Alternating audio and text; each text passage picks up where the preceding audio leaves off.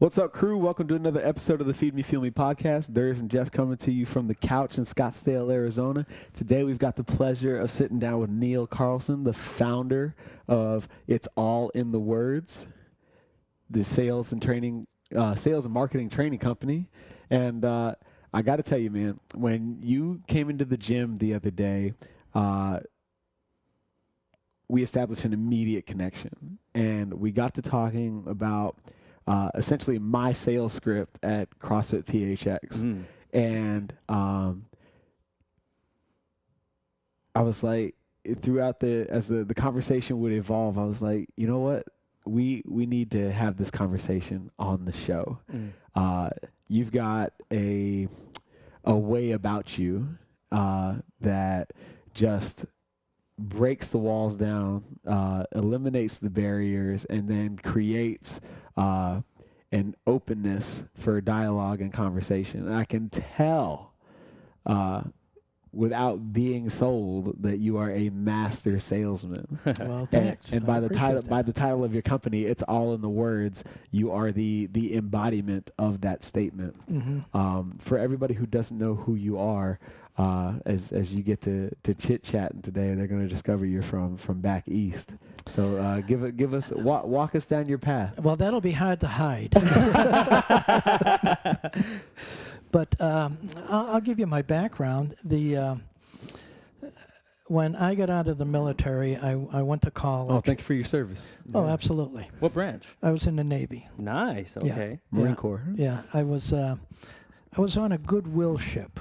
That's a ship that goes around all these Liberty ports. And that's all you do. You were living the good life. As much as I could. Exactly. But anyways, I got out, and I went to a club, and I met a friend of mine, and he said, "Why don't you come and work for me?"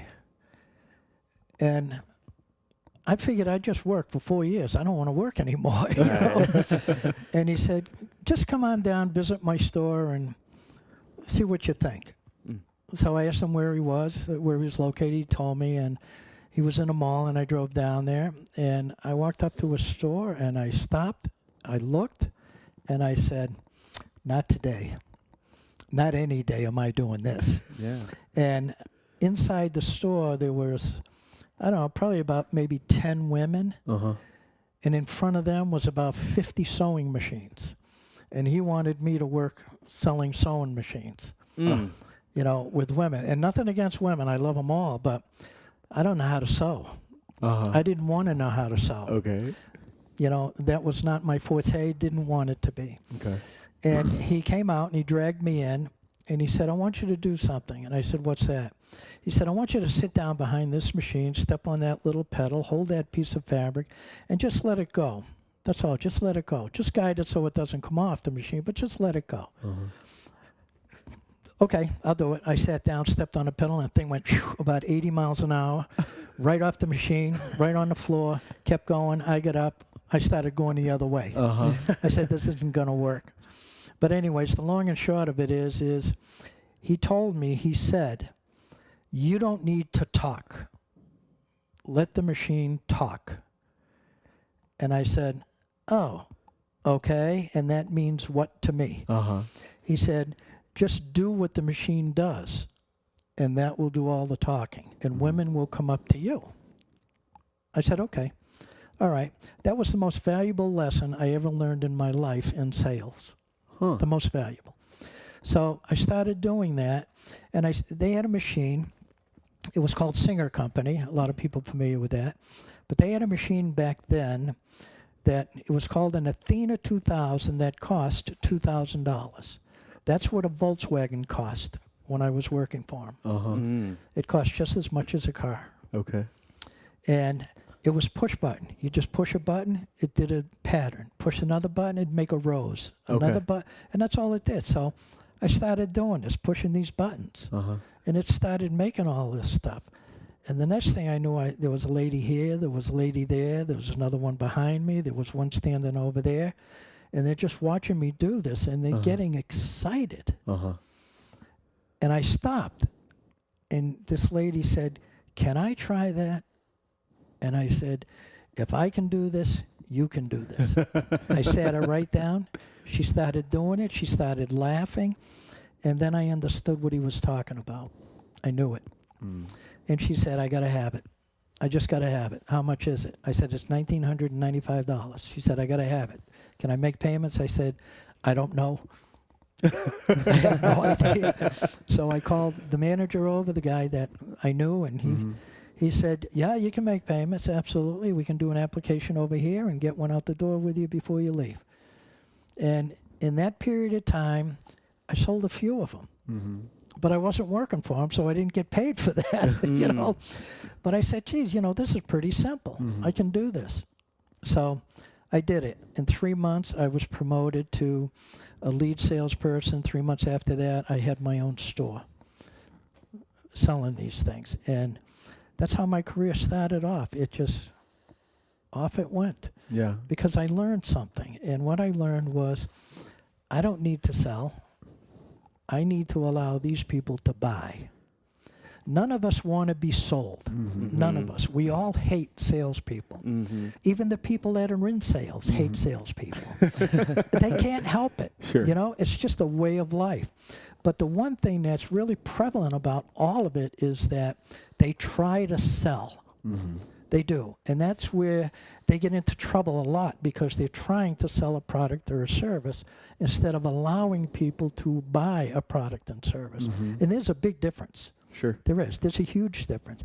Because when you talk about products, services, things that you do, you don't give the person the opportunity to digest what you're talking about, to find out whether or not this fits in the scheme of things of what they want to do. And if they don't have that time to do that, then you're going to get, let me think about it. That sounds great. Let me talk to my wife. Let me talk to my husband. I'll get back to you tomorrow. Right. And tomorrow turns into November, December, and then the following February, and you're still waiting for the phone call. Right.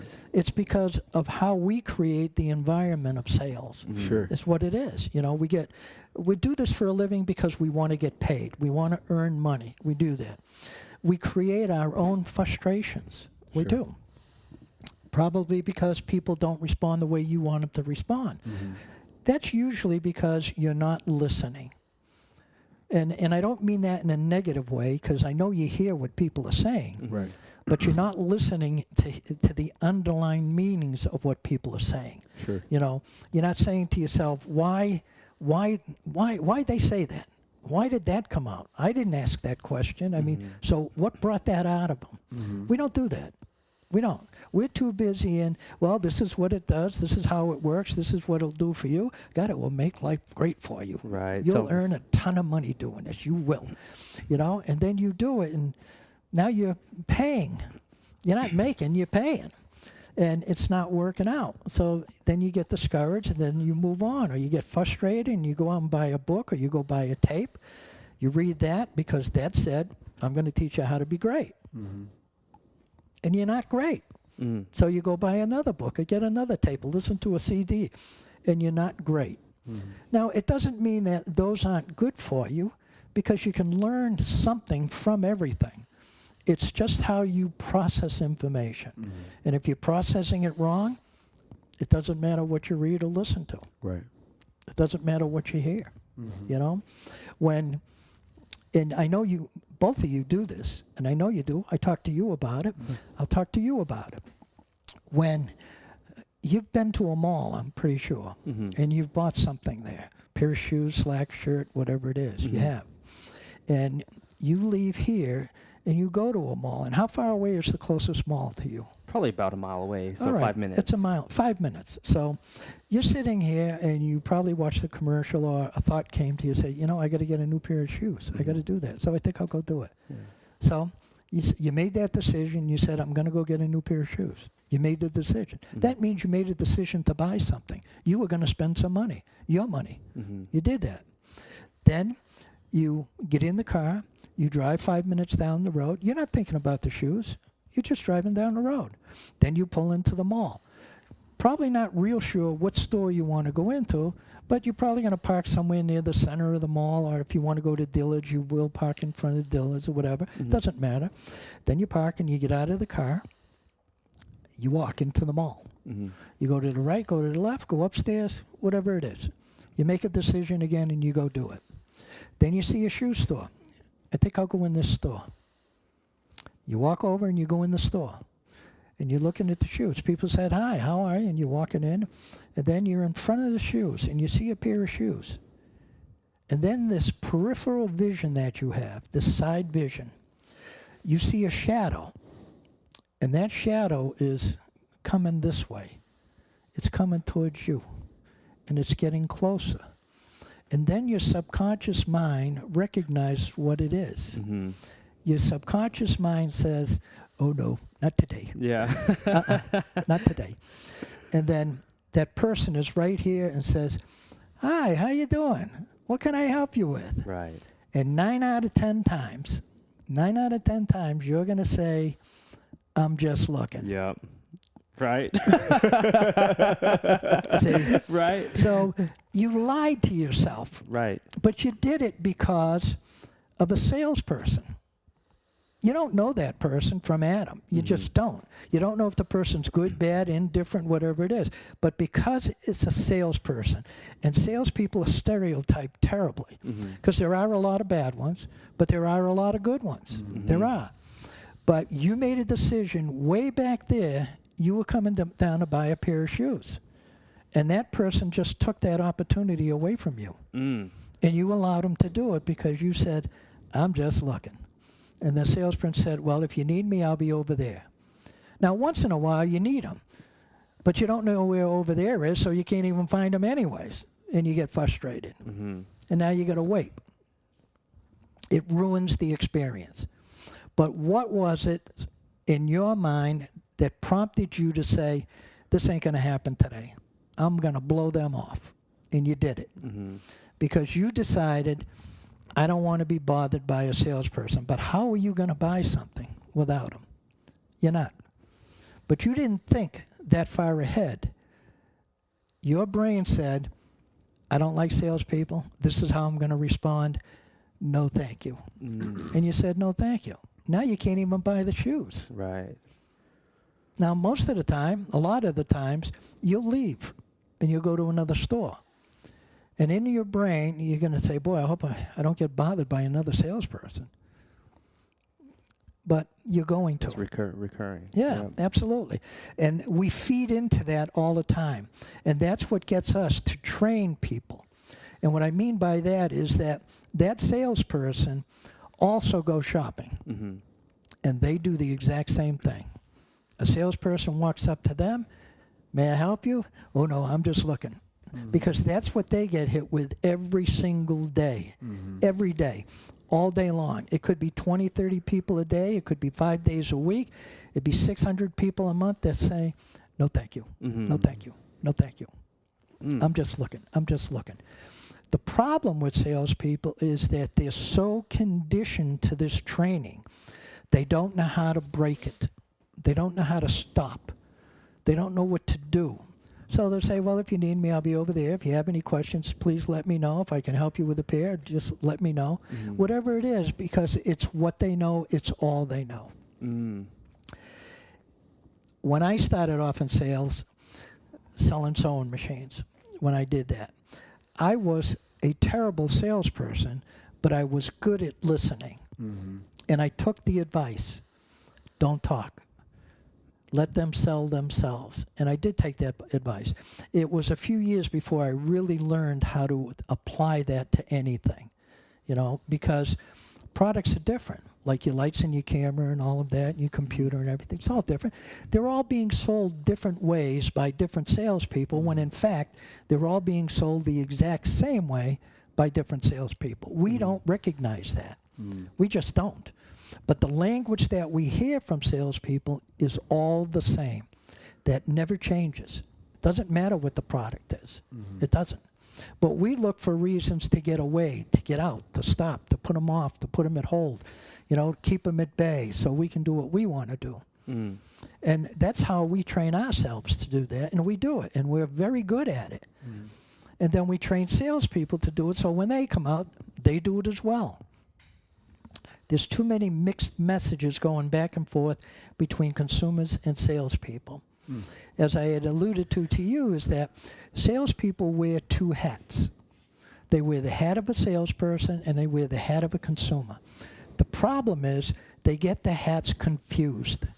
They do, because they're not thinking about which one to wear.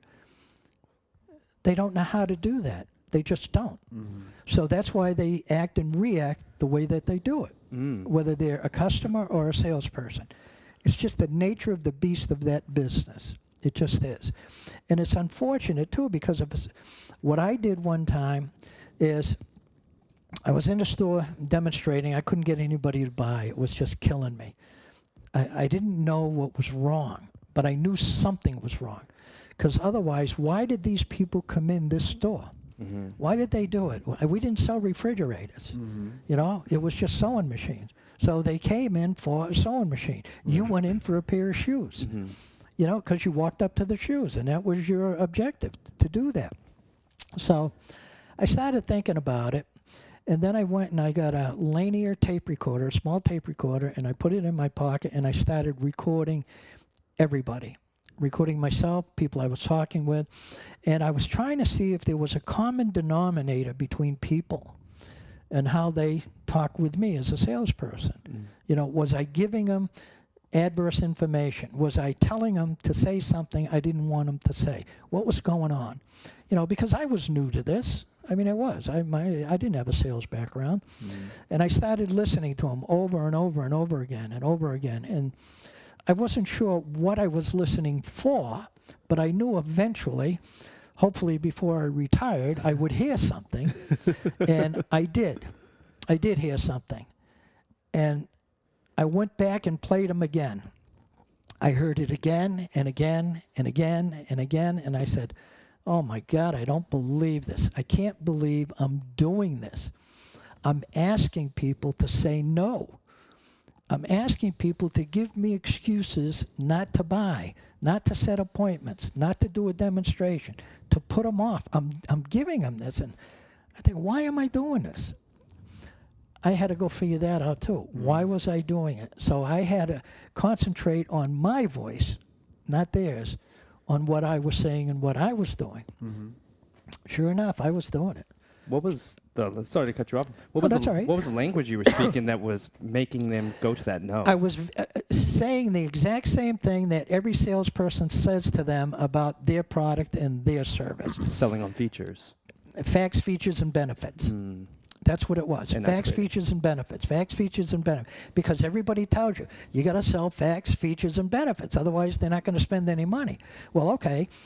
I told them all about the facts. I told them all about the features. God, I told them all about the benefits, and I told them that twice. And what did I get in return? No. Let me think about it. Well, why did I get that? If facts, features, and benefits were supposed to work so well, why did people keep saying, let me think about it? Let me sleep on it. I don't know how you sleep on it, but I said, let me sleep on it. You know, I said, there's something wrong here. This is crazy. You know, so I had to do more research. I ended up, in my career, I've ended up shopping over 6,000 salespeople all over the country. You know, different products, different services. I was 6,001. It was 6,001. I'm number 2. 6,002. Yeah, when I walked in there, I didn't know if I was going to end up being part of the equipment or what it was, you know. But we had a good time. So I had to discover, is there a way to get people to buy without selling? And that's what set me on my journey. I had to figure out a way to do this because I believed there was a way to do it. I did. I believed it. So I recorded over 2,000 salespeople, over 2,000 consumers. I shopped over 6,000 salespeople all over the United States. I did surveys with salespeople and consumers. I ran outside a supermarket one day and I had a trench coat on, a white one. People thought I was a doctor, you know, because I didn't want them to think negatively of me. So I pretended. And I had a piece of yellow lined paper and a clipboard and a pen. And I'd stop people coming out, and I'd say, would you mind terribly if I ask you a question just before you go? And they'd say, no, go ahead, what is it? I said, I'm doing some research right here, and I was wondering if you could tell me what it is about salespeople that you hate so much? Well, I started filling up pages and pages and pages and flipping pages. I mean, it just went on and on and on. Then I asked people, tell me what it is you like about salespeople. And I wasn't writing anything down. I just wasn't. And some people say, well, some of them are nice, but you can't trust them. They lie, they cheat, they don't tell you the truth. They're only interested in your money. That's all they care about. And I'm thinking, geez, why did that happen? It's because we don't give them the opportunity to change their thinking. We don't. And that's the biggest problem of all. It's our thought processes. If you can't change their thinking on how they feel about you as a salesperson, selling them is going to be incredibly difficult. That's why the disparity in numbers is so great. I remember with an insurance company when I worked insurance sales. I made the $1 Million Round Club in 8 months selling insurance with the first company I worked for. And I quit. I did very well. I did. I made good money, but that's not what I wanted to do for the rest of my life. But insurance was very, very hard to sell.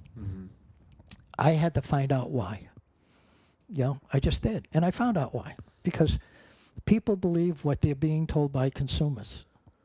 They do. That you're just trying to hammer me with insurance. I know in case I die, I got to leave money, but geez, I'm only 30 years old. I'm not going to die tomorrow. And then now you're going to talk them into dying tomorrow. What if you get hit by a car or, a plane falls on your head or something? I mean, it's just all baloney. That's all it is.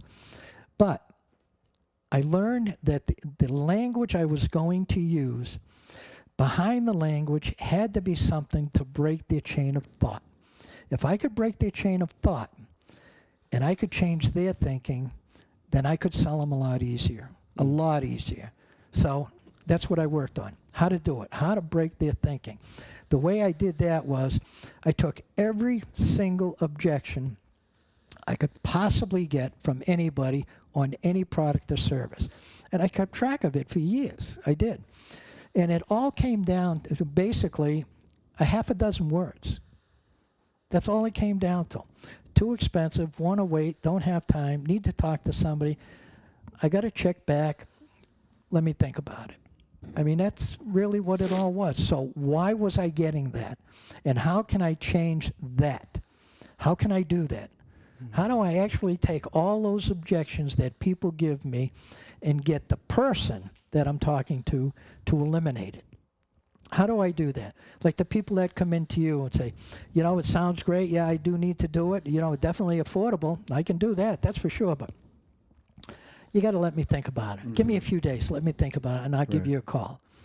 And you say, okay, that's great. I'll be here. I'll be gone on Tuesday, but I'll be here the rest of the week. Well, 6 months later, I'm still here. I'm waiting. Where are you? Right. And they don't show up. So it's taking what you hear from people and process it to see if that's really what they mean or if that's just what they're saying. Right. It's thinking about how to do that. How do I get to really what they mean? Say, well, the easiest way for me to do that, when I started out on this, I said, a lot of people tell me that this is expensive. But I don't know how people feel about it. When you go into a place and you buy something, if it's something that you want, are you like me where I want it, so I'm just going to get it anyways? And they do what you do. Yeah. When the value exceeds the cost is no longer an issue. It never is. Right. It never is. So it's learning that. So if that's really the truth, then how do I get to them? How do I get to them? How did I get to that? The easy way to do it is find out how much value they perceive it is as you're going along. Right. Because if they're creating value, it should end up being a lot more than what they're paying for it. If it is, then to them is, boy, I thought this was going to be a lot more expensive than it is. It isn't. I can definitely afford this. See, but they need to say that. Because if you say it, it's not what's coming out of their mouth. That's coming out of your mouth. Right. So you don't really know if it's the truth or not. So you have to confront that. You do. I mean, you have no choice. Otherwise, I'll get back when you're in a couple days. Mm-hmm. Right. Sure. But it's kind of how people are. It's given them the opportunity to let them know you're not here to sell anything. Mm-hmm. I'm not here to sell you. I mean, God, I don't care if you buy it or not. Mm-hmm. You know? How do you go about creating that environment where they're ultimately coming to that feeling of, I need to have this? Like, well, there's a lot of different ways you can do that. There is, like in your instance, in your gym, they specifically went out of their way to get to you, specifically. I mean, like I said, you don't sell refrigerators there. Right. You're going in there, and they're going to sweat their brains out, and their bones and muscles are going to be achy and sore. I mean, they're not thinking about that. Mm-hmm. They're thinking about you take off your shirt, and it looks like you can knock down a wall, and that's what they're thinking about. Mm-hmm. I need to knock down a wall. I want to knock down that wall. See, they need to. So they don't know the process of going through that and how much pain it's going to be to do that. So if you avoid all of that, then they're not only going to come. If they do come, they're going to quit, and they're going to leave. Mm-hmm. Right. Because they didn't realize the difficulty of doing this. Mm-hmm. You know? So you have to ask questions. But you have to ask questions that you know they're not going to be afraid to answer, and they're going to answer. Okay. Because if they don't answer it, then you're in a situation where you're not resolving a problem, you're creating a problem. Right. Because they're going to start thinking in another direction. Mm-hmm. You know, so for me, if I was doing your job and people come in, I'd ask them, I said, how far did you come from? You know, I mean, were you 2 minutes away, 6 miles away? Did you come from Iowa? Is that why, you know? And I'd find out. And then they said, why'd you do that? And I'd ask them, well, because this is something I want to do. Now, most salespeople are going to say, great, let me show you how to do this, and I'll tell you how much it costs, and then we can get started. Just jump on You're it. dead. Right. Mm. You are. Because salespeople don't understand there's a process of thinking to get to a conclusion about whether or not you're going to do something. Mm-hmm. So you have to ask to find out what that process is. You have to do that. And if you don't, you're going to have more people walk away than say, let me sign the papers. Can I start today? Mm-hmm. And that's what you want to have. Right. So you have to get into their head like, geez, why? Why do you want to do that? Mm. You know? And then let them answer it. Is that the only reason? And ask them that after they just gave you an answer. And they're going to say, well, there is another reason I want to get all the information. Not part of it, but get all of it. And then more of it. Because the more of that they spill out, the more internally they're saying, I got to do it, I got to do it, I got to do it. Right. So you're not selling them.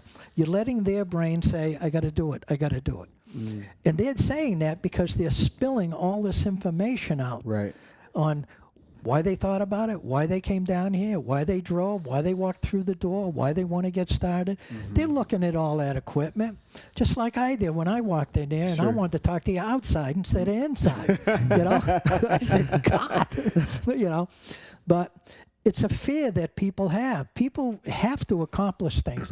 They don't want to be failures at it, and the fear of failing is what drives people away. Mm-hmm. And if you jump into selling it, you're driving them away. Selling the failure. Yeah, you are. You're just doing it. Well, I like the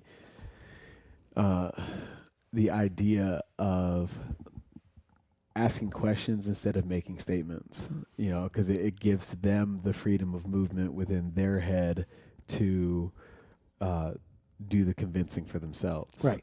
You know, what I've been told over the years is that they came to you for a reason. So you shouldn't feel guilty about making the sale. You know, no, definitely not. They came to you. It's not like you went and knocked on their door. Right. You know, it's, at least in our case anyway, at the gym. So, like, help them through you're really there to facilitate the process. Right. Right. You don't have to convince people of anything. Right, and I think that's a huge misnomer. It is, especially for people that are in a sales capacity. They give themselves this narrative that I have to convince them, but they're already here. Right. There's no convincing to be done. Mm-hmm. You have to allow people to make the decision to buy on their own. Mm-hmm. Let me ask you this question. Do you like being told what to do? No, absolutely And not. why is that? It just takes, you feel forced, you feel pushed. Yeah, you do. It also makes you think like, this person must think I'm stupid. Right. See? Nobody likes being told what to do. Mm-hmm. But yet we're out there telling people, well, let me tell you why you need this. Mm-hmm. Let me tell you what this is going to do for you and why you got to have it. Yeah. See? And when people, I love salespeople because I have a good time with them. I do. I really do. But they don't understand that this person didn't come in there for you to tell them what to do, or for you to tell them why they need to do it, or for you to tell them that they have to do it today. They didn't come in there for that. They came in there to solve a problem in their own mind on, did I make the right decision by coming in here, or do I need to leave? And that information is going to come to them through your tone of voice, your body language, the words you use. And if they don't like it, they're leaving. And there's nothing you can do about it. Sure. It's just the way it is. People don't like being told what to do. They never want to be told what to do. So the only way you can break that habit is you need to ask them questions that they can answer without the fear of intimidation. You have to do that. Sure. You know, so why'd you come in here? What brought you down here?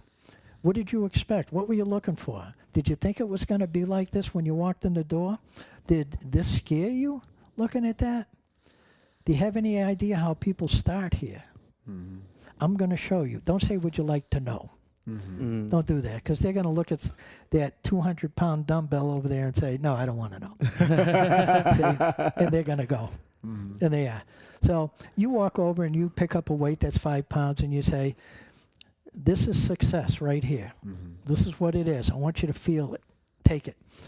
Now do this. Oh, that's it. You're done. You did too many of them already. Now, are you sweating? Are you tired? Did this bother you? You got sore muscles? You know, and make light of it. That's all. Just make light of it. Well, no, I can do that. I know I can do that. And they're going to think you're a dummy. It's better for them to think that of you than you get them to think that of themselves. Sure.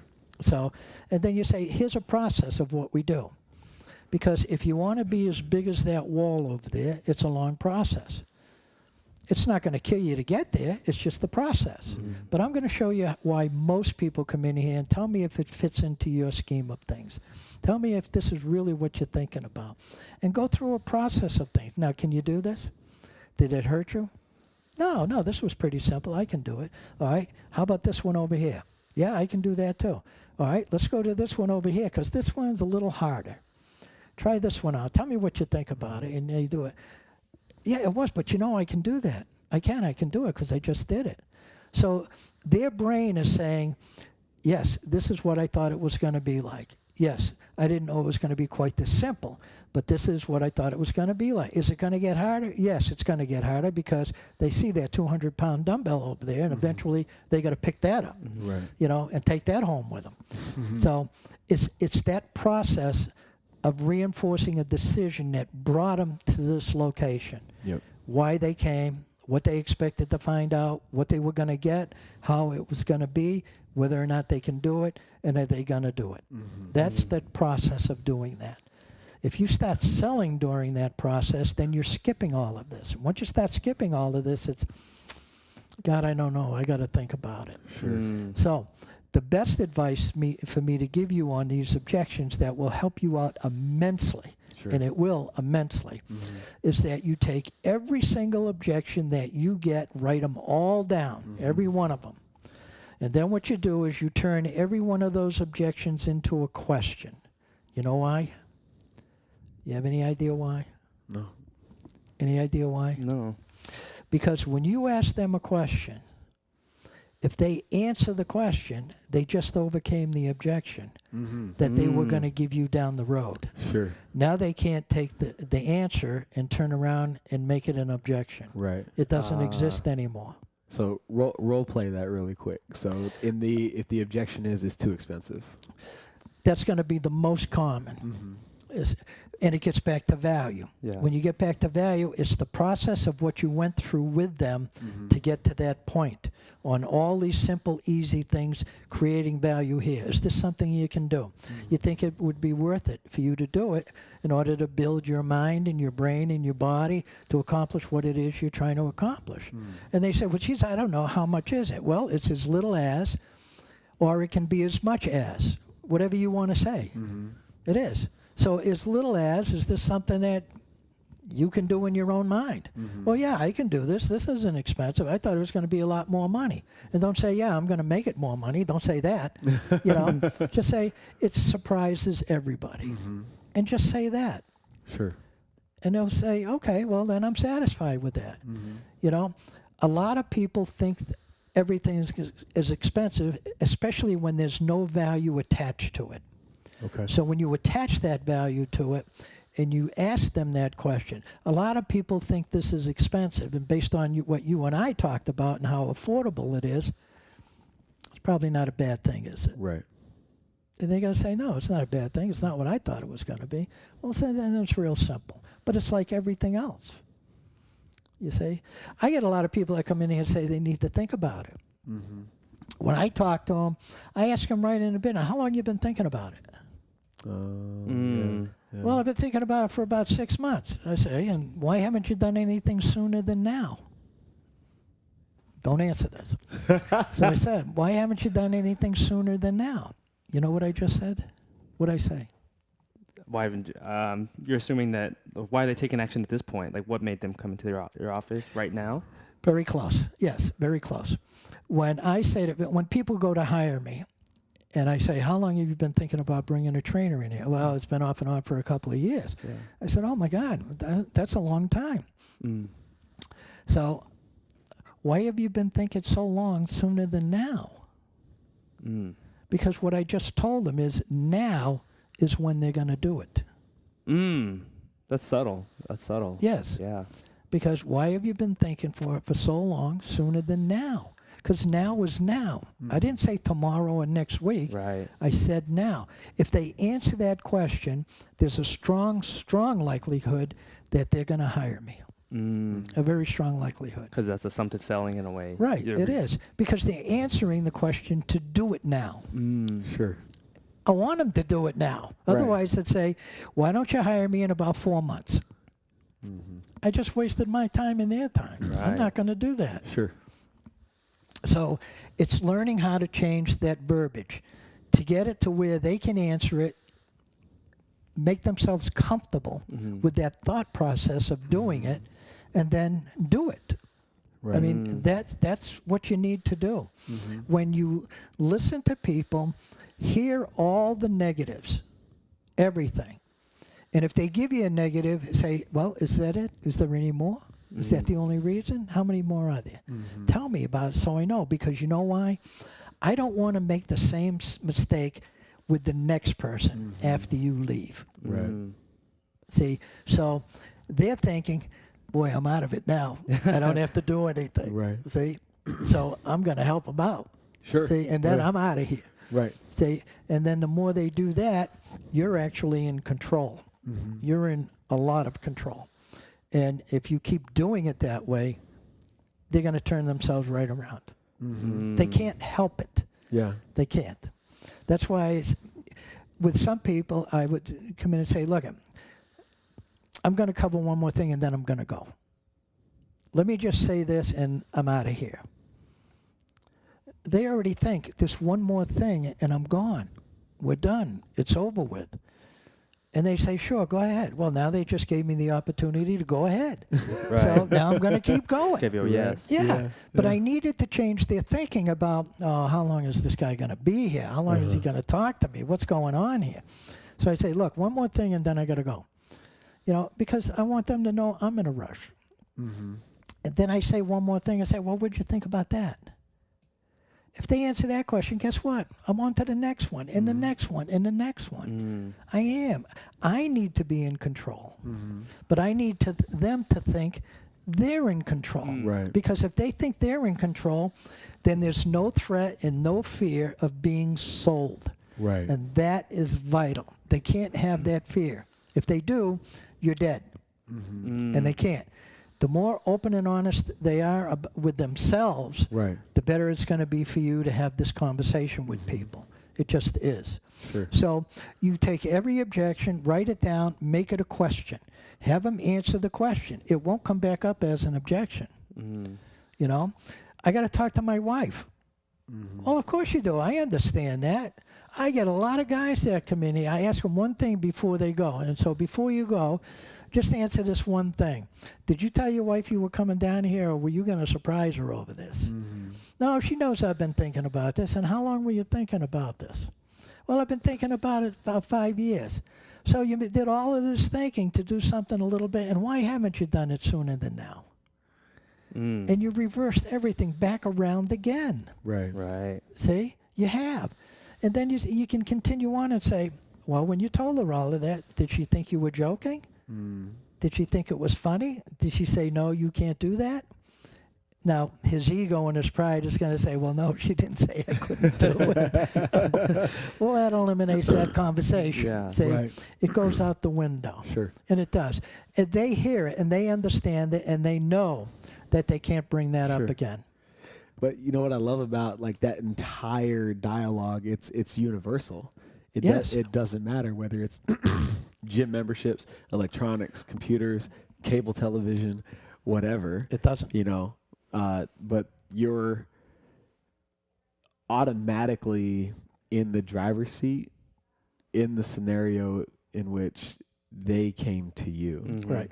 Like there's, like that's so powerful, and that's one of the things that I'm really gathering from this conversation is that, you know, there's no convincing to be done. Right. Well, you know? don't have to. No, like they've already chosen. You just need to take let them them over the know. ledge. Let them know that they made the right decision and they're comfortable with it. Right. You got to get that out, because if they're not comfortable with it, Sure. right decision or not, they're not going to do it. Right. 'Cause, I mean, everybody's got options. That's right. And they came through your door. They came to your store. Right. They came looking for your product. You know, like that's massive. Right. You know, if nobody listening to this episode gets anything more than just that, I mean, that's worth the conversation all by itself. Oh, sure. Yeah. The process of training oneself to be better is to eliminate why you're not now. You got to get that out. If you can't get that out, it's not going to work. Sure. Because you got to find out what you're doing. I mean, it's like if I lift this dumbbell up and I'm doing it the wrong way, I'm going to get hurt. If I do it the right way, I'm not going to get hurt. Right. So how am I going to learn that? Somebody's going to have to tell me. Somebody's going to have to show me. I'm going to have to watch videos. I'm going to have to do something because I don't want to get hurt. Right. Well, it's the same thing in sales. Right. You've got to record yourself. You got to write things down. When I came out of people's homes and I sold stuff in their homes and I got into the car, I wrote down everything that happened. Okay. I said this, they said that. Why'd they say that? Geez, I didn't pick that up. And I keep doing that until I'm done with it, and then I go. When I get home, I read it. Now, why did this happen? I said, I got to watch out for this. I got to be aware that this has happened. If it happens again, I write it down. I say, second time, happened again. Why did it happen? And I got to find out why. And once I find out why, I'm never going to do that again. Sure. Never. I'm not, because I don't want that response. Right. I want a different response. So in the very beginning of the process of when I did training was, what do I need to get out of it? What is the end result of this? What do I want from my audience, from my client? What do I want them to say to me? And I'd write it all down. And I would write it down. This is what I need them to say. Because if they say all of this, I did a good job. Right. I do that. And I want to make sure that's what's going to happen. I used to say to people, when close friends, I would dazzle them with brilliance and baffle them with bull. And if I could get that to work, I did a great job. Sure. Because... Oh, go ahead. No, go ahead. I was about to say, I'm interested. Where does that come from for you? That deep research, background that you do? Because I know, you got into the sales with the sewing machine, but actually diving into the research behind, the human psychology. I wanted to find out why people were thinking the way they were thinking. There had to be a reason for that. I was a very nice guy. I didn't harm anybody. I always tried to help people. But I kept getting the same thing over and over again. Why was that happening to me? Why were people responding that way? Why was it so negative? Why would people come in and say, hey, you know what? I want to buy this. I came down here to buy this, but I'm going home without it. Is that a childhood thing to make you just really research those topics? Because some people just wouldn't care, You know where it comes from? It comes from you going down to the mall, shopping, and hearing this over and over and over again, getting to a point where I don't want to be bothered.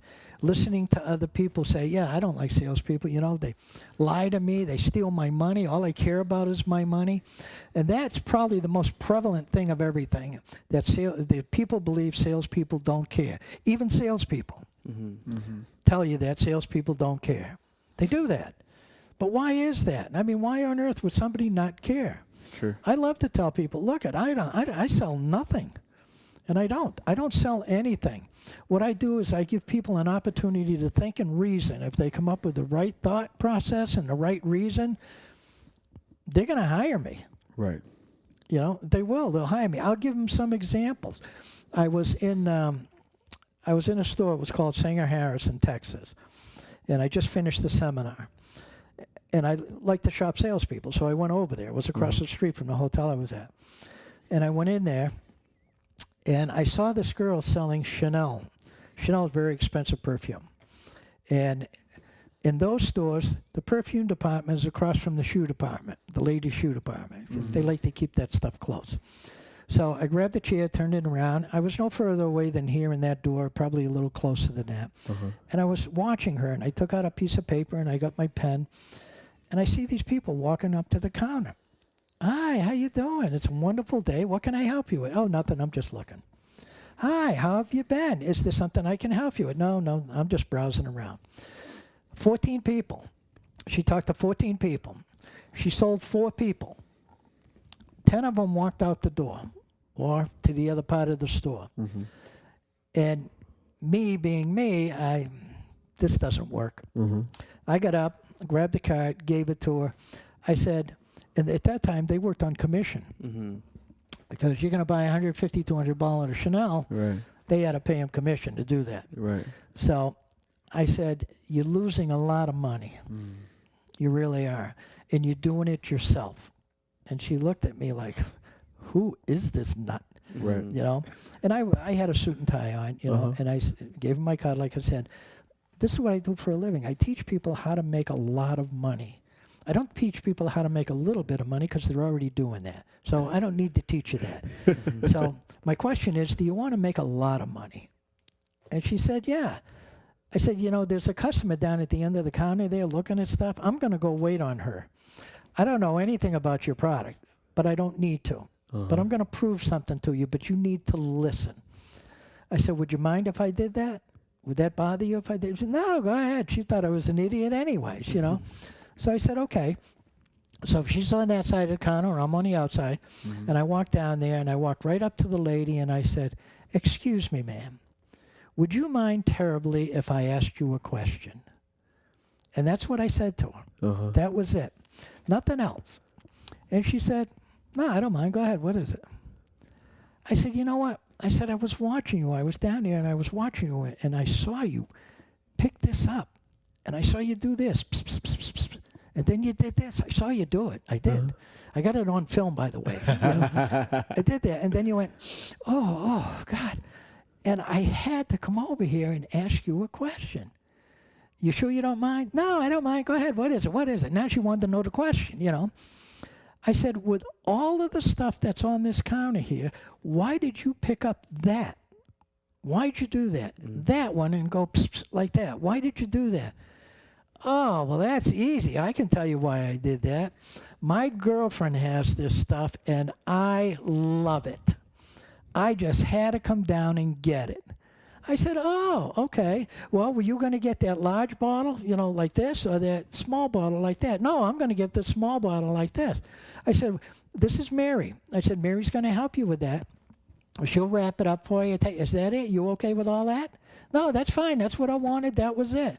Wonderful. Thank you so much for answering my question. And I walked down the end of the counter and went around the other side, and I watched. She wrapped it up. She took her money. The lady left, said, thank you very much.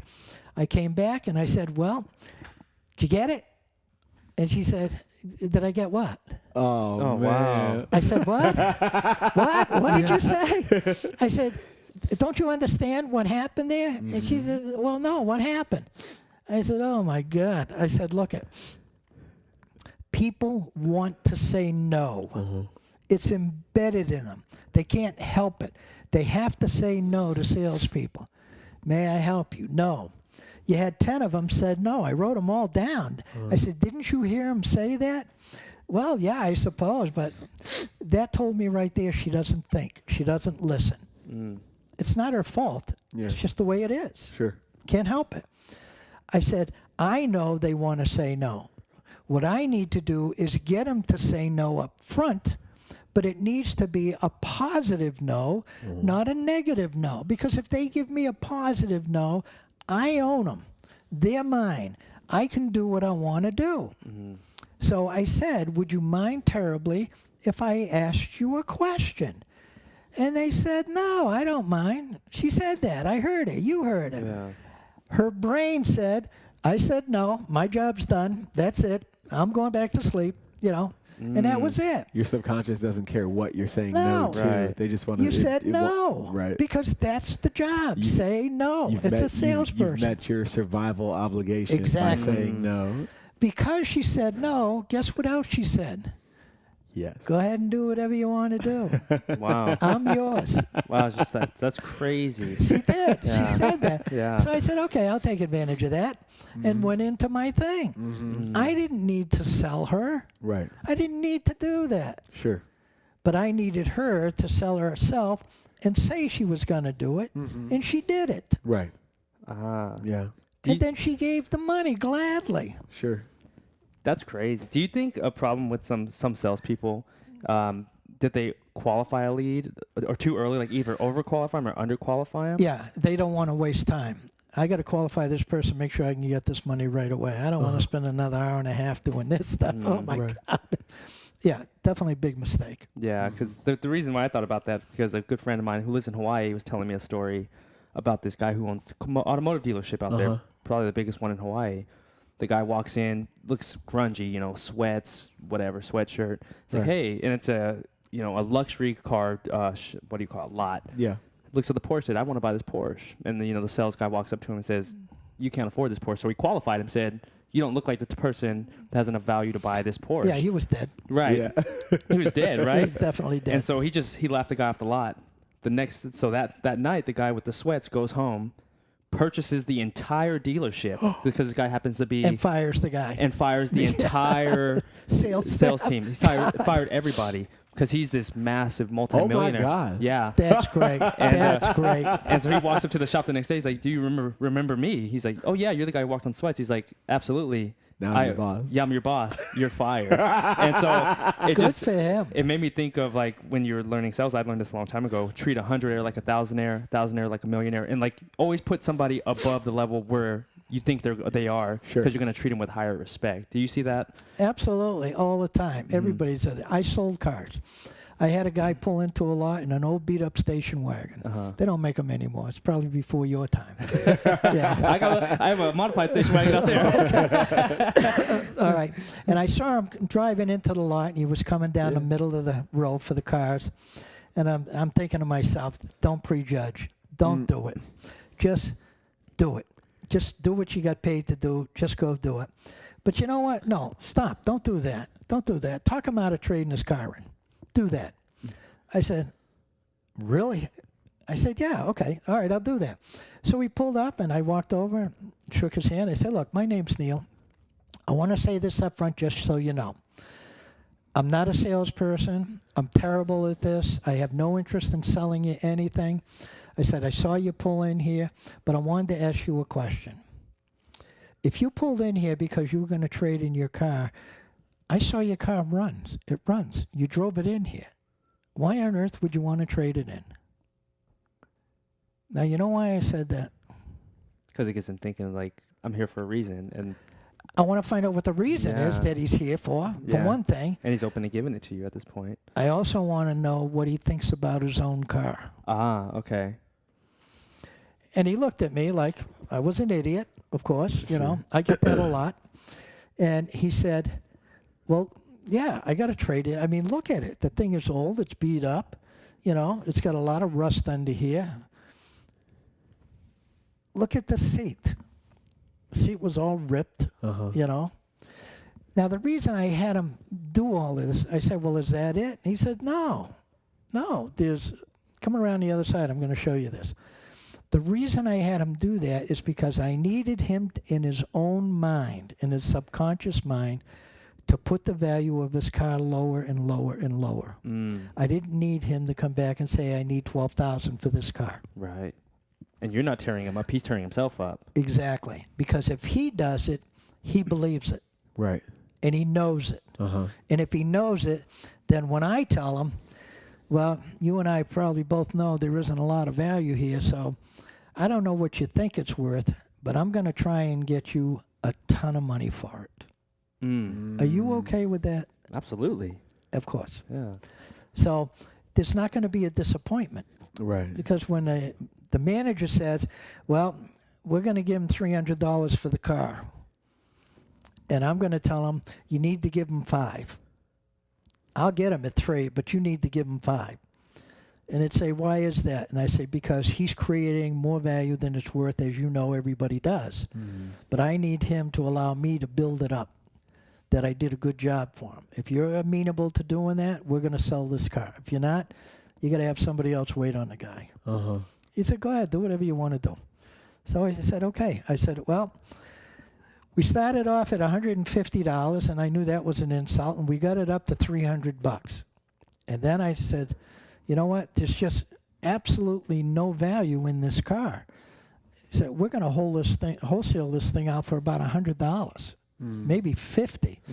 You know, and you know as well as I do from what you told me that even the $3 would be a good price. So I'm going to go back and see if I can at least get another $100, at least $100.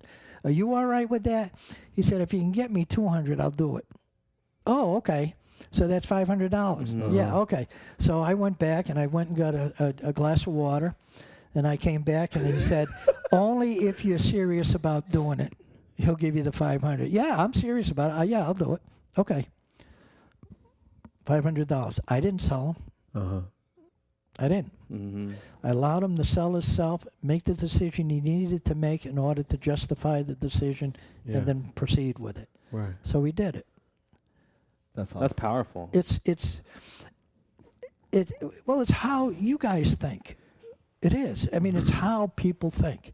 They can't help it. Yeah. They can't, because we're training each other. Salespeople are training consumers. Consumers are training salespeople. It's going back and forth and back and forth.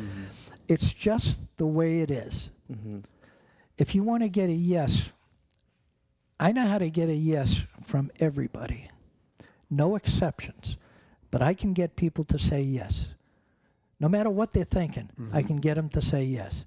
Yeah. The reason I can is because I said in the very beginning, you take away the threat and the fear of being sold, and people will do what you want them to do. They will.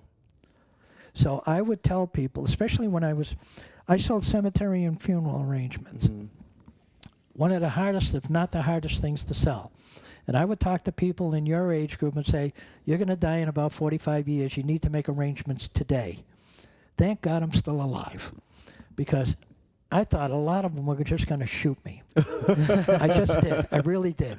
But they would all say, I'm not going to die for at least 50 years. I don't need to do this. And I knew this. They were going to say it. Sure. I did. I knew that, because everybody thinks they're going to live forever. Right. Except for some unknown reason, they don't live forever, because I never met anybody over 150. It just doesn't work, you know? So I would talk to people about what it was that scared them so much about that industry. Because I had a guy tell me, if I sign that contract, I'm going to die. They would think it's an omen. Exactly. Sure. They would do that. And I would say, all right, then I'm going to have your wife sign a contract. What? You know, I always believe, honestly, there's a way around everything. Everything. So I would tell people when I talk to them, I'd say, look, we need to get together so I can share some information with you. So you can make a logical decision on whether or not you even need this stuff. Is that a fair question? Sure. You said yes. Absolutely. It is. You know why you said yes? No. You process information as fast as you hear it. The difference is when you process it, you're processing for the threat and the fear. Okay. If it isn't there, you just accept for what it is and move on. Okay. So at the end of it, when I ask you, is that a fair question? You can't help but say yes, because what I said was a fair question. Sure. And it is. It's a fair question. And that's all I need you to respond to. Is this a fair question? And if you say yes, you just told me we were going to get together. You just said that. Right. Now, did you lie to me? It's not about getting together. It's about it being a fair question. That's right. That gets you the yeah. That's okay. exactly what it is. Yeah. You know? And when I say we need, there's a lot of things to that. It took me 3 years to come up with that. The we? The whole phrase. Okay. It did. When I say we need, it's to create a sense of urgency. That's why I said we need. And I say to get together. And then I said so I can share. I didn't say so I could sell. I didn't say that. Right. So I could share this information with you. So you're giving now. Yeah. And that's what I'm doing. I'm giving. See? So you can make a logical decision. I didn't say a buying decision or an unbuying decision. I said a logical decision. That means I gave you an out. And you can take it if you want to take it. And I just did. Because if you don't think it's logical, we're done. Right. We are. So you can make a logical decision on whether or not you even need this. I gave him another out. Right? Right. Because if you don't think you need it, we're done. And then I just said to them, so whether or not you even need this, is that a fair question? And you're going to say, and drool at the mouth, yes, it's a fair question, yes. You're going to do it. You can't help it. And I know you can't help it. So you're going to say yes. You might get 1 out of 100 that'll say no, but you don't care about the 1. Right. It's the 99 you're working with. They're all going to say yes. That's amazing. There's no threat and no fear of being Right. sold. It's Sure. gone, completely diminished. They know it. You know it. They're going to say yes. Now you got to get together. Right. That's it. Sure. What I hear a lot of salespeople say, well, how about Tuesday at 3 o'clock or would Wednesday at 1 be better for you? I have options, so I'll say A no. or B. Yeah. I gave you 2 reasons to say no. Yep. I can just keep on delaying that as long as I want to go. That's right. Like, I'm good. Why do salespeople do that? Sure. You know, I'd grab people by the arm and say, come on, sit right here. Right. And I'd start. Well, I don't have time right now. Something's missing. Something is. Right. Now you know something's missing, so you got to find out. So you got to come up with some questions. Yeah. You got to find out. Sure. But they already said yes because it was fair to get together. Right. See, it was. Oh, okay. So you were probably thinking, what, 3, 4 o'clock? They got to answer it. Right. Right. Well, yeah, I could do it 3. I can do it tomorrow at 3 o'clock. I can. Okay, you can do it tomorrow at 3 o'clock. Will you do it tomorrow at 3 o'clock? I'd like to pin it down because they've already said yes to me a couple of times. Once they do that, they'll pin it down themselves. Sure. They will. But you're essentially giving them the power and making them They feel need like to have the power. They have Right. the power, so they're not Yeah. feeling Yeah, forced. absolutely. they need to. They have to believe that this is all up to them on what they want to do, how they want to do it, when they want to do it. They need to think that they went through all this by themselves, Right. that you didn't beat the hell out of them with it. Right. But I mean, it still all goes back to they came Right. to your store. Even if they call you Yeah. on the phone. Yeah. I mean, I don't mind having a conversation with them on the phone Sure. because to me, that's money. And when I was doing this, I worked for money. I didn't say, by the way, I'm going to do 3 hours. It's all free. Yeah. You want to get together today? Oh, yeah, today it'd be great. You know, I didn't do that. Yeah. It is money. It's money for me. It's money for them. It just depends on how they interpret it. That's all it is. Sure. If you give them the right reasons to do it the right way, they're going to do it the right way. If you don't, they're going to do it the wrong way. Yeah. They can't help it. Yeah. And that's the thing. They can't help it. Sure. You're so conditioned. Are you right-handed or left-handed? Right-handed. You're right-handed. Do you drink coffee? I do. Do you put milk in it? No. Do you put anything in it? Just black. It's all black coffee. All right, then what about you? About the same. Right-handed, black coffee, if All I was right. going to drink. Or green tea. Green tea. Do you put anything in it? No. You don't put anything in no. it. What's the matter with you guys? Vanilla. Vanilla. All right. Then let me go out on a limb here. Okay. When you put your pants leg on, do you do it with your right leg first? Oh, shit, that's a good question. I do it with my left first. Left You leg do it with first. your left Yeah. first. Left leg You first. do. Yes. Left first. All right. Tomorrow, you have to do it with your right first. Okay. And then you have to find out, tell me, was that uncomfortable to do? Probably will be, yes. It will be. Uh-huh. It will be. Because your thought process in your brain, when you do the same thing over and over and over and over again, you get to a point where you never think about it. It's automatic. And then when you have to change that, you just have to change it, then it's like, all right, now I got to do, how am I going to do this? And it becomes uncomfortable. It's the same thing with salespeople. It's the same thing with the way you try to change yourself to sell. Because trying to change yourself is not an easy task. Right. Because you're so conditioned to do this for so many years. I mean, how long have you been shopping on your own? Right. 20 years. 20 years. Yeah. You've been conditioned for 20 years. You have.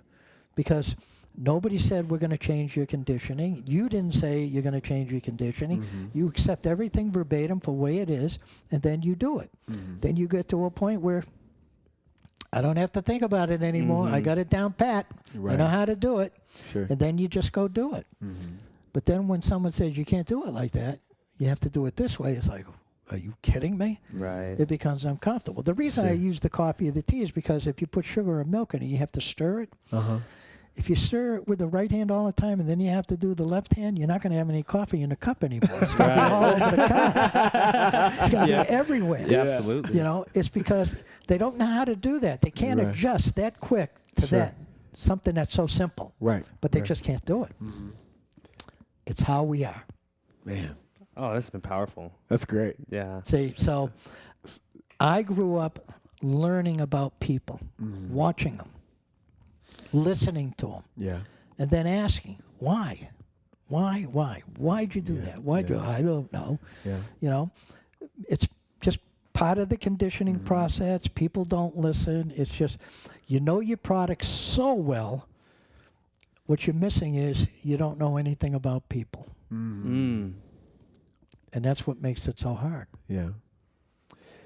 I think that's a perfect place to cut it. Yeah, that was today. awesome. Oh my goodness. So one last question for you, because I know that nothing happens on accident. The universe put us together, and we caught you in a phase of your life where you're doing almost nothing but giving, and being a mentor to a lot of people, or a very exclusive group of people. It's probably more the appropriate term. So what do you do for you? What do you do each and every day now to empower your journey? Well, I mean, the first thing I do is I commit, like this gentleman I'm helping. Okay, I made a commitment, and he has a lot of faith and trust in me because I'm very honest about it. I get up, I say, this is my objective today, and I just go do it. And when I'm done, then I go home because I want to go home without feeling guilty. And I don't want to take advantage of anybody. Sure. Nobody. Yeah. So I will try my utmost to help him make as much money as he can, to move product, do whatever he has to do. Because I know it's just a seasonal thing. It's temporary. Sure. But that's how I am. I make a commitment. That's it. I made a commitment, period. Okay. That's the end of it. Right. No excuses, no ifs, ands, or whats. It's just, that's it. Okay. That's what I do. Yeah. I do it every day. Awesome. I love that. And Neil, where can everybody in this community connect with you and support you with everything you have going? Well, I do have a website. I do. It's called it'sallinthewords.com. It's all lowercase. It's a wonderful website. Wonderful. But they can do that, or they can call me. I mean, my phone number is 623-340-2214. And if you do call me, I'll ask you some questions. I will. And when I hear you talk, if you're honest, I'm going to pretty much know you're honest. If you're not, I'm pretty much going to know you're not. But I'll help you as much as I can. And I'm very, very inexpensive. So you'll have to call to find out about that if you do. There you go. Okay? But I love that. That's how I am. I mean, I can't help it. I love that. I It's can't. been Neil, thank you so appreciate much. it. Appreciate Oh, absolutely, you. man. Yeah. Allinthewords.com. Allinthewords.com. Awesome. Absolutely. Yep, it is. And don't put down my website either. No, we really appreciate you making the time. I know that we literally just met last week, and I Right. appreciate you making time. Oh, yeah, it's fun. In your very committed schedule to be here. Absolutely. You know, when I got his card, he was like, "Now, let's not go through all this and you not call me." Right? I said, "Oh, I'm going to call you." Right? So no, See, now I got a witness. Right, yeah, I got two of them. So hey, really appreciate it. Yeah, thank you so for much. everything. Yeah, absolutely, man. You're welcome. If you're in that place in your life, and you can't figure out the words to say or what's getting in the way of your close or your process, Neil is now a resource for you. So we really appreciate you making yourself available to our tribe as well. Absolutely, man. Yeah. It's Thank you so my much. pleasure. So- Definitely my pleasure. Until next time, guys, feed me, fuel me.